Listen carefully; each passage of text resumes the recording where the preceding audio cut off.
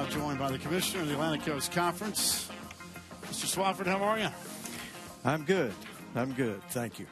How are you? I'm all right, but, man, the last 24 to 48 hours has been, quite frankly, unbelievable. Well, it's been extraordinary. Certainly a set of circumstances that we're dealing with that we've never dealt with before. It's unprecedented in American sports and is much bigger than the sport world, but much more important than the sport world. And it's worldwide. So it's very fluid, obviously changes daily. So hopefully we're making the right decisions as we go forward. When you decided yesterday, the NCAA, I guess, was about 90 minutes or so, maybe 2 hours after the NCAA announcement. You made the announcement, probably a decision before it was released, so give a half hour here or there. The comprehensive move there, how involved were not only the presidents and ADs of this conference, but your fellow commissioners at the other leagues? Was there consultation across the board with those guys?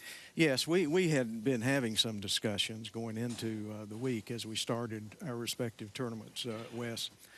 And we'll have another discussion this morning, quite frankly. The A5 commissioners have grown an ability to work together very, very well recently. And I think that's important for now. It's important going forward to share best practices and decisions that are being made. So there were conversations with that group. Then we called our presidents and athletics directors together, which is our normal way of making critical decisions of this nature. We had a series of calls with our presidents and athletics directors, so that was not the first call about this subject, obviously, because I think it's important that they be very involved in a consensus way with making decisions of that magnitude. So we've got a good group of presidents, a good group of athletic directors, and it flowed well. It's 9:34 a.m. Eastern Time. Are we going to have basketball today in Greensboro? Yes, we are. We're going to have basketball, and each team will have 150 tickets. 150 for players and, okay. and families and administrative personnel and so forth. Bands and cheerleaders will be here at the discretion of their respective institutions. All credentialed media will be here. Television will go on as is. And that's important so people can see the games. And we want this to be the best experience for the players that it can be given the circumstances. It's not what they expected. It's not what you would want as an ideal situation. But when that's what you have in front of you, you make the best out of it and make it the best experience for the most important people that are out here, and that's our players. Has there been a conversation to not have the tournament? Not really. Very briefly, you could have just eliminated the tournament, but we all felt that we wanted our players to have the opportunity to play. In an odd kind of way, this is certainly something that will be remembered. These players will be telling their kids and their grandkids about this tournament for the rest of their lives because of the uniqueness of it. And hopefully then we can move on forward. It'll be an experience that they've never had before, we've never had before, and hopefully it'll work out well. Let me ask you this: in the circle you're keeping right now, I know that the governor of the state of North Carolina, Roy Cooper, is a huge ACC basketball fan, and this event in this state means a lot to him personally as well as the economy of the state. I've got to imagine you're in an interesting circle now in trying to measure whether this is the right thing to do, right? I mean, I'll be fascinated to know kind of how those conversations and your personal philosophies have worked entwined with the ADs and the presidents and the folks tied to this event one way or another. Well, yes, Governor Cooper's been terrific, and he is a fan of the ACC, has been his entire life. He's a basketball fan. Yeah. He's a former basketball player, played against Phil Ford a long time ago. And so he's interested, just as he's interested in the entire state and the well-being of our citizens, and he's been good enough to keep us in contact with his medical advisors on a regular basis. Those conversations have been going on for several weeks at the state level, at the local level, as well as at the national level. So there's been no lack of input along the way. The nature of that input has changed day to day, both nationally and to some degree at the state level. But a commissioner is not qualified to make the kind of decision without having input from the people who really understand this as best anyone can understand what we're facing right now. And that's gone very well. I've been pleased with that process and pleased with the input from the appropriate people. I feel badly for Charlotte or for Greensboro, excuse me, because this city and this area puts so much into this tournament. It's hosted our tournament 27 times, the most of any venue. We live here. The ACC is 365 days a year for the city of Greensboro, and so my heart bleeds a bit for them, as well as the fans who make this tournament, along with the players and coaches, what it has been and what it is. It's just an unfortunate set of circumstances, but always the primary issue with something like this is the safety of the fans and everybody else involved with the event, and we feel like at this given point in time this was the right decision to make. Commissioner, walk us through, if you don't mind, what took place yesterday in terms of Mark Emmert making his statement around 4:30, conversations leading up to that, and then afterwards in terms of what you had to do. Well, candidly, there were no conversations yesterday leading up to that. We received an email at 4:35 yesterday telling us what the NCAA was announcing in terms of next week, and we rolled from there. I immediately came down to the office down on floor level under the seats and called the appropriate people together from my staff, set up a phone call with our presidents and athletics directors, brought them up to date as to what had occurred and why from the NCAA. There were a few more updates that were going on yesterday as well that you're well aware of, I'm sure, in terms of potential NBA decisions being one, which ultimately came, and some reports to Congress which went on yesterday, which took things to another level. And I think that really emphasizes the fluidity and the speed with which things change day to day with what we're collectively facing worldwide, not just in the States. And so we made a decision at that point in time to take this action and felt that was the prudent thing to do given the information that we had in hand at that point in time.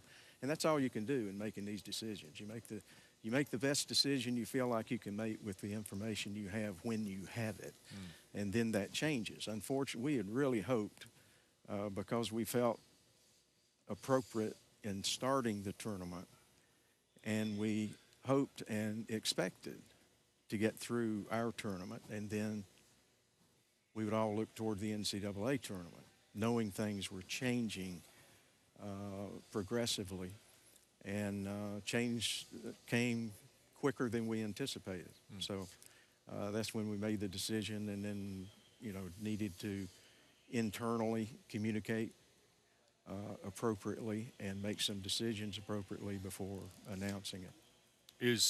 You say fluid, hour to hour, day to day, or we don't know what fluid is?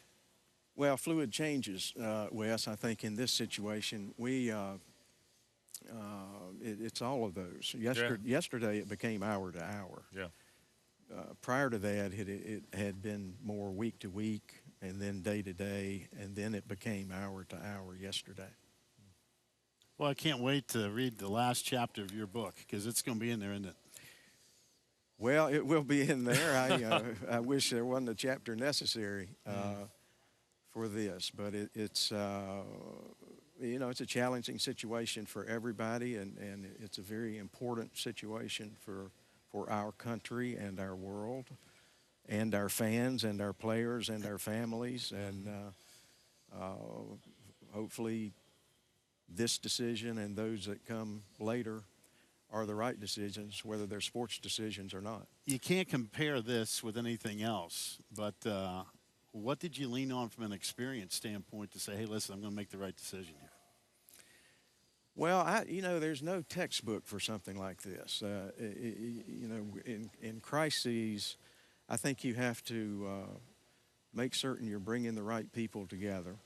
I think you have to get as much information from the right sources as you can possibly get, and I think you have to maintain your calmness and make sure you're communicating with the appropriate people, such as our presidents and our athletics directors, and ideally have a full consensus on what is the right direction. And we had that. That's probably the most important piece, right? I mean, that everybody who you work with on a regular basis, the 15 institutions, which we've talked about in our visits with you, are so critical to the success of what this is. And I got to feel like your colleagues, Greg Sankey, Bob Bowlesby, Larry Scott, on, right? They've done the same thing. They have, and that's important in the new world we're living in college athletics. Yeah, it's very important, Wes. We compete with each other.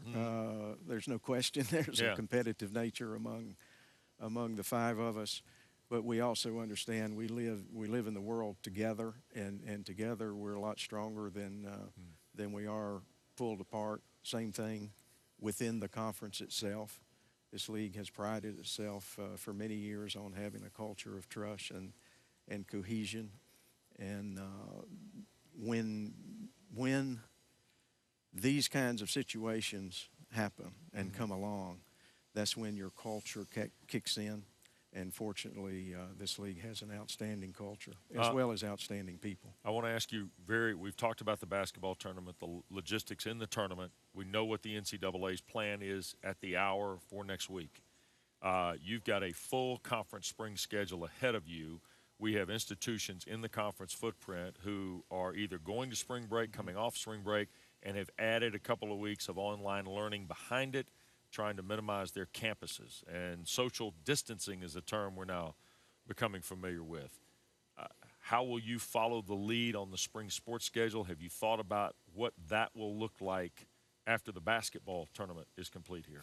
We have not finalized it, and therefore have not announced anything, but obviously that's next on the docket, both for regular season competition as well as championships.